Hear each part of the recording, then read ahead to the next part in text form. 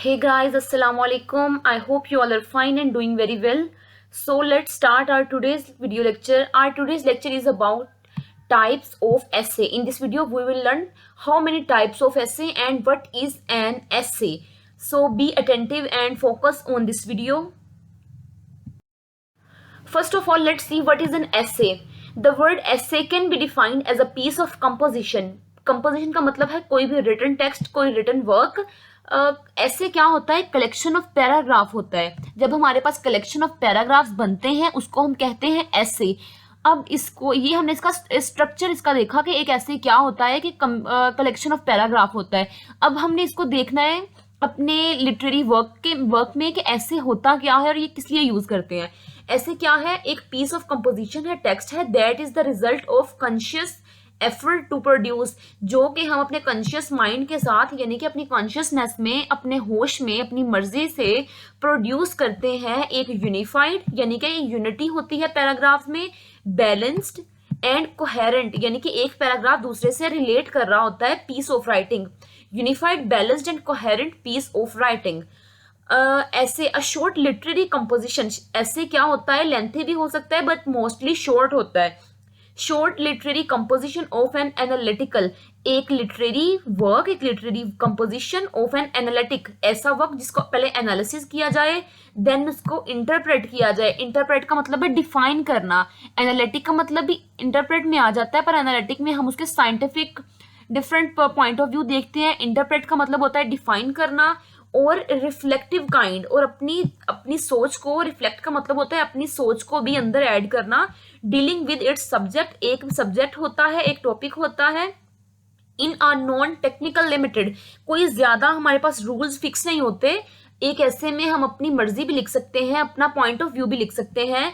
Often unsystematic यानी कि कोई प्रॉपर मैथमेटिक की तरह रूल्स फॉर्मूलाज नहीं है.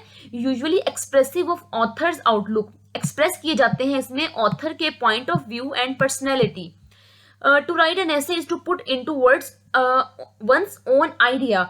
एक बंदा अपने आइडियाज को भी एक ऐसे में राइट डाउन कर सकता है, नोट डाउन कर सकता है. Reflection on a given subject, जो हमें एक सब्जेक्ट दिया जाता है. It requires a mental discipline, हमारे पास रूल्स होने चाहिए, ट्रेनिंग होनी चाहिए. Art of arranging and expressing one's thought, अपनी थॉट को डिफाइन करने की आर्ट हमारे पास होगी then we can write an attractive और गुड ऐसे. ऐसे जो है वो क्या है, essay often use as a tools to improve writing skills. अपनी राइटिंग स्किल्स को बेटर करने के लिए हम ऐसे लिखते हैं. ठीक है. So the next slide is about parts of ऐसे. अब एक ऐसे के कितने पार्ट्स होते हैं? ट्रेडिशनली इसके 3 पार्ट्स होते हैं. इंट्रोडक्शन, जिसमें हम एक सब्जेक्ट का इंट्रोडक्शन देते हैं कि हमारा ऐसे किससे रिलेटेड होगा. Then the body of paragraph, हम उसमें आर्ग्यूमेंट करते हैं, अपना पॉइंट ऑफ व्यू लिखते हैं, सारा कुछ लिखते हैं. देन लास्ट पे कंक्लूडिंग पैराग्राफ, एक रिजल्टिंग पॉइंट ऑफ व्यू दे देते हैं कि हम इसके बारे में क्या सोचते हैं और जो एक्सपर्ट्स थे उनका पॉइंट ऑफ व्यू क्या है. देन हम कंक्लूजन ऐड करते हैं. ठीक है. An essay doesn't need to be the simple, जरूरी नहीं है कि हमारा ऐसे बहुत सिंपल हो, टफ हो, इजी वोकैबुलरी यूज हो, जो भी हो, बस वो क्या है कि उसकी स्टार्टिंग जो है वो गुड हो, गुड स्टार्टिंग पॉइंट, उसका स्टार्टिंग पॉइंट बेटर हो. The next one is types of essays. How many types of essay, ये फिक्स नहीं है कि कितनी टाइप्स हैं इसकी, बट जो इंपॉर्टेंट टाइप्स हैं वो हम इस वीडियो में डिस्कस करेंगे.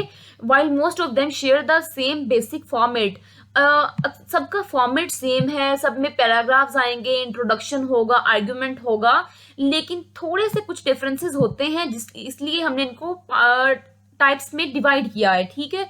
सो फर्स्ट क्या है, descriptive, then narrative, then expository. ये जो मैंने स्लैश के साथ लिखे हैं इन सबको हम एक्सपोजिटरी, एक्सप्लेनेटरी, एनालिटिक, ये सब एक हैं. ठीक है. बहुत माइनर सा डिफरेंस होता है इनमें. आर्ग्यूमेंटेटिव, डिस्कर्सिव ऐसे एंड परस्यूएसिव ऐसे. ठीक है. इसको ये 3 भी एक ही हैं. Then reflective and then imaginative essay. First of all will define what is a descriptive essay. अब डिस्क्रिप्टिव के वर्ड पे फोकस करें. डिस्क्रिप्टिव का वर्ड क्या है, डिस्क्राइब से निकला है. डिस्क्राइब का मतलब होता है डिफाइन करना एक चीज को. सो डिस्क्राइब से बना है descriptive essay. Descriptive essay describe the main topic in detail, ये हमारे मेन टॉपिक को डिटेल में डिफाइन करता है। With the aim of letting the reader, ये रीडर को परमिशन भी देता है कि वो रिलेट कर ले अपने एक्सपीरियंस को इस ऐसे के साथ। एक पॉइंट पे एक पॉइंट को डिफाइन किया जाता है और रीडर को भी परमिशन दी जाती है कि उसका पहले से अगर इस टॉपिक से रिलेटेड कोई एक्सपीरियंस है तो वो उसको भी साथ अटैच करके अपनी बेटर अंडरस्टैंडिंग के लिए पढ़ सकता है। द टॉपिक और the object in the discussion could be anything, any place और एनी पर्सन। इसका जो टॉपिक है वो कोई भी पर्सन, कोई भी प्लेस, कुछ भी, इसका टॉपिक कुछ भी हो सकता है। अब मैंने बुक पे एक पूरा डिस्क्रिप्टिव ऐसे लिखना है, मैं अपना एक्सपीरियंस लिखूंगी कि मैंने कौन कौन सी बुक्स पढ़ी हैं, मैंने क्या किया, ऐसे सारा कुछ, ठीक है। The most important thing in writing a descriptive ऐसे इज टू इंश्योर, इसमें हमने ये सर्टेन करना होता है, कंफर्म करना होता है कि जो डिस्क्रिप्शन हम दे रहे हैं, जो डेफिनेशन हम लिख रहे हैं, वो विविड हो। विविड का मतलब होता है क्लियर होना, जिसमें क्लैरिटी हो। The reader is able to visualise, कि जो रीडर है वो उसको समझ सके इन हिज माइंड, अपने माइंड में वो एक क्लियर पिक्चर क्रिएट कर सके कि व्हाट हैज बीन डिस्क्राइब्ड, कि क्या डिस्क्राइब किया जा रहा है। Writing our descriptive essays about depth, हमने इसमें डेप्थ में डिटेल सारी लिखनी होती है, इंफॉर्मेशन देनी होती है, डिस्कशन करनी होती है regarding our subject, our topic. It describes the topic from different angles and different perspectives, different angle से हम एक पॉइंट को देखते हैं। डिफरेंट पर्सपेक्टिव का मतलब होता है different ideas, different point of views of different experts, ठीक है। द डिस्क्रिप्टिव ऐसे must evoke the sense of emotion of the reader, एक रीडर जो है डिस्क्रिप्टिव ऐसे को पढ़ के वही फील करता है जो उसका ऑथर फील करता है। समटाइम्स ऑथर हमें लिख के देता है जो हम रीड कर रहे होते हैं डिस्क्रिप्टिव ऐसे, और समटाइम्स हमें जब कोई आंसर क्वेश्चन पेपर में आता है, ठीक है, एक जो हमारा आंसर होता है वो कलेक्शन ऑफ पैराग्राफ्स ही होता है ना, उसमें काफी सारे पैराग्राफ्स होते हैं। जब हमें कोई क्वेश्चन आता है तो हमने उस क्वेश्चन को समझ के खुद से लिखना होता है कि हमने इसमें किस टाइप का ऐसे लिखना है, यानी कि हमने इसमें किस टाइप का आंसर लिखना है, उसकी फॉर्म कैसी होनी चाहिए, वो आर्गुमेंटेटिव होना चाहिए, डिस्क्रिप्टिव होना चाहिए, नैरेटिव होना चाहिए, ठीक है। So the next one is narrative. अब आप नैरेटिव ऐसे, नैरेटिव के वर्ड पे फोकस करें। नैरेटिव क्या होता है? नरेट करना, किसी स्टोरी को बताना। जो हमारी स्टोरीज होती है उनको हम नरेशन भी कहते हैं। ये क्या होता है कि एक इवेंट को हम एक सीक्वेंस के साथ डिफाइन करते हैं, एक स्टोरी बताते हैं। When you wish to write about your first flight, अब ये देखें कि जब आप सोचें कि आप लिख रहे हैं कि जब आप फर्स्ट टाइम आपने एरोप्लेन में ट्रेवल किया, सो आप उसको लिख रहे हैं। You may narrate a series of event, आप एक सीरीज ऑफ इवेंट में उसको नरेट करेंगे, बताएंगे, डिस्क्राइब करेंगे कि आप पहले वहां पे एयरपोर्ट पहुंचे, देन आप एयरप्लेन में आपने अपना पासवर्ड वगैरह चेक कराया, जो भी उनका प्रोसेस होता है वटएवर। सो आपने डिफाइन करना होता है एक सीरीज में। अनलाइक स्टोरीज और नॉवेल्स, स्टोरी और नॉवेल्स, इसमें और स्टोरी और नॉवल में क्या डिफरेंस होता है? A narrative essay treats the event as a topic, so the narration include the writer's comments. Okay, जो एक इवेंट होता है, स्टोरी तो एक इवेंट से रिलेटेड होती है, लेकिन जो नैरेटिव ऐसे होता है वो एक इवेंट को सब्जेक्ट ले लेता है, देन उसी सब्जेक्ट को वो डिफाइन करता है कि हमारे साथ क्या क्या हुआ। स्टोरी तो एक फुल डे समझ ले एंड होता है ना किसी चीज का, कि इसका रिजल्ट ये हुआ, लेकिन जो ऐसे में हम करते हैं, नरेट करते हैं, वो हम एक ही इवेंट को लिखते हैं कि हम घर से वहां गए, देन मैंने ये किया, then we do this, then we do this. Okay, so ये होता है narrative essay. Such an essay can be written on an incident, इसमें हम कोई इंसिडेंट लिख सकते हैं। For example, celebration of an festival, किसी डिजास्टर के बारे में, किसी डिस्ट्रक्शन के बारे में भी हो सकता है। मैंने यहाँ पे बस एग्जाम्पल ली है, जैसा कि हमने अब लिखना हो कि मैंने कोई फेस्टिवल जो त्योहार था उसको सेलिब्रेट किया, तो हम उस पर नैरेटिव ऐसे लिख सकते हैं। Narrative essay refer to the narration of a study experience by the writer, एक स्टडी एक्सपीरियंस से रिलेटेड भी हमारा नैरेटिव ऐसे हो सकता है कि हमने ये बुक पढ़ी, मुझे कैसा लगा। It is usually written in the first person, mostly ये ऑटोबायोग्राफिकल होता है नैरेटिव ऐसे, जैसे हमने ऊपर लिखा कि मेरा my first journey of travelling bye airplane, ठीक है। सो ये फर्स्ट पर्सन होता है कि फर्स्ट पर्सन होता है आई मैंने क्या किया। ऑटोबायोग्राफी होता है कि अपनी लाइफ के बारे में अपना कोई भी एक्सपीरियंस लिखना, उसको कहते हैं फर्स्ट पर्सन में लिखना, आई के साथ लिखना। I do this, I ate this, जो भी मैंने किया। The purpose of writing a narrative essay is to indulge the reader in a personal experience. इसका पर्पज क्या होता है कि एक जो रीडर है उसको इंडल्ज करना, अटैच करना अपने पर्सनल एक्सपीरियंस के साथ, कि हमने क्या, मैंने कैसे लिखा, देन मैं वो आपको दे देती हूँ रीड करने के लिए, कि मैं लिखती हूँ कि my first day at school, ठीक है, तो मैंने वो आपको दे दिया, तो आप भी क्या एक्सपीरियंस कर रहे हैं, जो मैंने एक्सपीरियंस किया था, आप मेरा ऐसे पढ़ के देखेंगे कि मेरी क्या फीलिंग्स थी जब मैं स्कूल गई, मुझे कैसा लगा, ये वट जो भी था।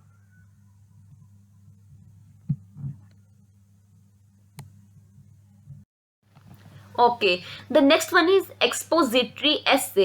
एक्सपोजिट क्या होता है, किसी भी चीज का फैक्ट होना, क्लियर होना, ठीक है। सो एक्सपोजिटरी ऐसे क्या है, दिस टाइप ऑफ ऐसे इज मोस्टली इंफॉर्मेटिव, ये इंफॉर्मेटिव होता है, इसमें एक सीरियस टॉपिक को, एक साइंस से रिलेटेड टॉपिक को डिस्कस किया जाता है। एंड एक्सपोजिटरी और एक्सप्लेनेटरी, इसको एक्सपोजिटरी ऐसे भी कहते हैं, एक्सप्लेनेटरी ऐसे भी कहते हैं, और एनालिटिक ऐसे भी कहते हैं, क्योंकि एक्सप्लेनेटरी में भी हम एक एक्सपीरियंस को डिफाइन करते हैं, एनालिटिक में भी हम एनालिसिस, देखा ना, आ गया ना एनालिटिक साइंस से रिलेटेड। सो एनालिटिक ऐसे भी एक्सपोजिटरी ऐसे को ही कहते हैं। थोड़ा सा माइनर सा डिफरेंस होता है, वो हम देखते हैं कि क्या डिफरेंस होता है। Explanatory essay attempt to explain a concept और a topic such as the gravitational force, जिसमें हम डिफाइन कर सकते हैं ग्रेविटेशनल फोर्स को, इलेक्ट्रिसिटी एंड इट्स यूजेस। अब आप देखें, ये एसेस जो है ये फैक्ट हैं, ये इनमें क्लैरिटी है कि ग्रेविटेशनल फोर्स क्या है अर्थ की, 9.8, सबको पता है कि 9.8 ग्रेविटेशनल फोर्स है। इलेक्ट्रिसिटी किस लिए हम यूज करते हैं, हम डिफरेंट टाइप्स के हमारे जो प्रोडक्ट्स होते हैं, इलेक्ट्रॉनिक प्रोडक्ट्स, इसके बगैर हम यूज ही नहीं कर सकते, इलेक्ट्रिसिटी के बगैर, ठीक है ना। सो इसमें हम इस तरह के पॉइंट को डिस्कस करते हैं जिनमें क्लैरिटी होती है, प्रूफ होता है। एंड एक्सपोजिटरी ऐसे इज अबाउट फैक्ट, इसमें फैक्ट होते हैं एंड ओनली फैक्ट, इसमें बस हम फैक्ट को ही डिफाइन करते हैं। Unlike the other types of essay where the writer has the freedom of adding his own opinion, दूसरे टाइप्स में हम अपने जो राइटर है उसको फ्रीडम होती है, आजादी होती है कि वो ऐड कर दे अपना ओपिनियन भी, लेकिन एक्सपोजिटरी ऐसे में हमने ओनली ऑन फैक्ट को डिफाइन करना होता है जो कि प्रूव कर दिया गया हो। ये चैलेंजिंग होता है क्योंकि हमें काफी रिसर्च करनी पड़ती है। चैलेंजिंग का मतलब है थोड़ा टफ होता है, टाइम टेकिंग होता है, कि इसमें हमने रिसर्च करनी होती है, क्योंकि हमने फैक्ट को फाइंड करना होता है कि एक्चुअल थिंग क्या है, एक्चुअल आइडिया क्या है। राइटिंग सच एन ऐसे डिमांड्स एटमोस्ट का मतलब है बहुत ज्यादा क्लैरिटी होनी चाहिए अपनी थॉट्स में, हमारे एक्सप्रेशंस में। अब हम ये देखते हैं कि एनालिटिक ऐसे में और एक्सपोजिटरी में ऐसे में जो माइनर सा डिफरेंस है वो क्या है। एनालिटिक ऐसे इज सिमिलर टू एक्सपोजिटरी ऐसे, in that it describes the concept, but analytic ऐसे दोनों में हम एक कॉन्सेप्ट को, एक आइडिया को बाय प्रूफ डिफाइन करते हैं, लेकिन एनालिटिक ऐसे में हम एक चीज और ऐड करते हैं, वो क्या है कि एक चीज का डिसएडवांटेज और एडवांटेज क्या है। एक्सपोजिटरी ऐसे में हम ओनली ऑन फैक्ट लिख देते हैं, लेकिन जो होता है एनालिटिक उसमें हम ये वाला पॉइंट एक एक्स्ट्रा ऐड करते हैं कि इसका एडवांटेज क्या होगा, बेनिफिट क्या होगा, और इसका डिसएडवांटेज क्या होगा, यानी कि इसमें लॉसेस जो हमें होंगे, जो इसके बैड फैक्ट्स होंगे वो क्या होंगे।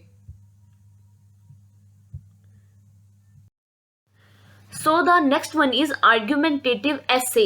आपको इसके नेम से ही आइडिया हो गया होगा कि आर्ग्यू करना, किसी के साथ बहस करना। आर्ग्यूमेंटेटिव ऐसे को परसुएसिव ऐसे भी कहते हैं। परसुएजन का क्या मतलब होता है, परसुएजन का परस्यू से वर्ड निकला है, परस्यू का मतलब होता है किसी को कंपेल करना, किसी को किसी बात के लिए अग्री करना, ठीक है। सो परसुएजन और आर्ग्यूमेंटेटिव, हम बहस क्यों करते हैं, हम किसी के साथ आर्ग्यू करते हैं अपनी बात मनवाने के लिए, और परसुएजन का मतलब भी होता है किसी को एग्री करना, किसी को कन्विंस करना। सो आ परसुएसिव ऐसे और argumentative essay aim to convince the reader, कि हमने रीडर को कन्विंस करना होता है कि जो line of argument in an ऐसे, के जो टॉपिक हमने इसमें स्टार्ट किया है ना, हमने अपने पॉइंट ऑफ व्यू के अकॉर्डिंग रीडर को अग्री करना होता है। Is the most appropriate one, कि यही बेस्ट है, तुम इस पे अग्री हो जाओ जो पॉइंट मैं कह रही हूँ। जनरली कंट्रोवर्शियल टॉपिक्स क्या होते हैं, जिसमें डिफरेंट पीपल की डिफरेंट पॉइंट ऑफ व्यू होता है, उसको कहते हैं कंट्रोवर्शियल टॉपिक्स। क्या हो सकते हैं, private schools are better than public schools या गवर्नमेंट स्कूल्स। तो ये समझ लें कि इस टॉपिक पे हम एक आर्ग्यूमेंटेटिव ऐसे लिख सकते हैं। मैं कहती हूँ कि प्राइवेट स्कूल्स ज़्यादा अच्छे होते हैं, ठीक है। सो मैं इसमें ऐसी आर्ग्यूमेंट्स दूंगी, ऐसी बातें लिखूंगी, अपना पॉइंट ऑफ व्यू लिखूंगी, एक्सपीरियंस लिखूंगी कि मैं आपको अग्री कर लूँ कि गवर्नमेंट स्कूल से ज़्यादा प्राइवेट स्कूल जो होते हैं बेटर होते हैं। कैन बी डिस्कस थ्रू परसुएजन, मैं आपको परसू करूंगी, मैं आपको कंपेल करूंगी कि आप मेरी बात मान लें। As there is no general agreement on such topic, the topic should be presented with convincing argument. इसमें हम कन्विंसिंग, किसी को मनाने के लिए आर्ग्यूमेंट करते हैं। In this essay the writer utilise logic and reason, मैं आपको लॉजिक दूंगी कि क्यों प्राइवेट स्कूल्स अच्छे हैं, मैं आपको बताती हूँ कि वो हमें ज्यादा फैसिलिटीज देते हैं, मैं आपको रीजन दूंगी। मैंने अपने एसे में रीजन का पैराग्राफ भी लिखा होगा कि वो हमें ज्यादा फैसिलिटीज देते हैं। और टीचर्स तो ऑलमोस्ट सेम होते हैं, टीचर तो सब अच्छे होते हैं, लेकिन वो हम पे ज़्यादा फोकस करते हैं। उनकी एक ड्रॉफॉल ये है, ड्रॉबैक ये है कि फ़ी उनकी ज़्यादा होती है, बट वो हमें ज़्यादा फैसिलिटेट करते हैं।